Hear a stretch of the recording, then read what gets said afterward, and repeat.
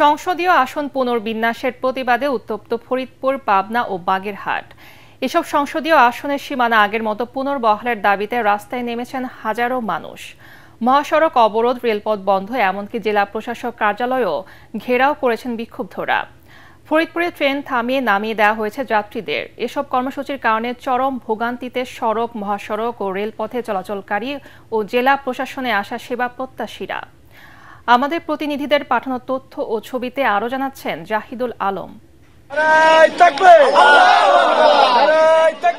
ফরিদপুর ৪ আসনের ভাঙ্গা উপজেলা থেকে আলগী ও হামিরদি ইউনিয়নকে বাদ দিয়ে ফরিদপুর ২ আসনে অন্তর্ভুক্তির প্রতিবাদে গত ৫ সেপ্টেম্বর থেকে দফায় দফায় অবরোধ কর্মসূচি পালন করে আসছেন স্থানীয়রা। এর জেরেই রোববার সকালে তৃতীয় দফায় ভাঙ্গা উপজেলার ১৫টি স্থানে রাস্তায় টায়ার চালিয়ে গাছের গুঁড়ি ও বৈদ্যুতিক খুঁটি ফেলে মহাসড়ক আটকে দেয় বিক্ষোভকারীরা।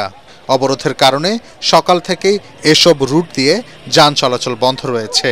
সড়কপথের পাশাপাশি রেলপথও অবরোধ করেন বিক্ষোভকারীরা। ট্রেন থামিয়ে নামিয়ে দেয়া হয় যাত্রীদের।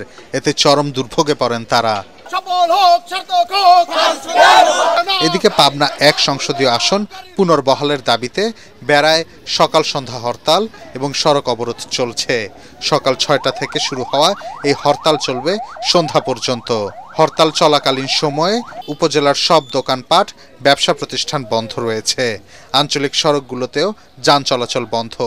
সকাল থেকে দূরপাল্লার কোনো বাস ছেড়ে যায়নি। এতে দুর্ভোগে পড়েন সাধারণ মানুষ।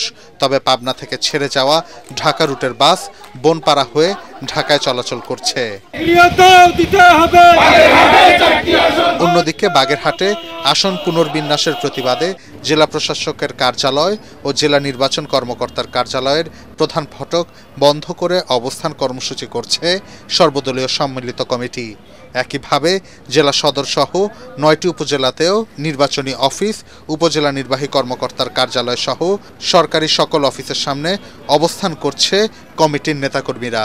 এতে বিএনপি, জামায়াতে ইসলামী সহ বিভিন্ন রাজনৈতিক ও সামাজিক সংগঠনের নেতাকর্মীরা অংশ নেন। জাহিদুল আলম, এটিএন বাংলা।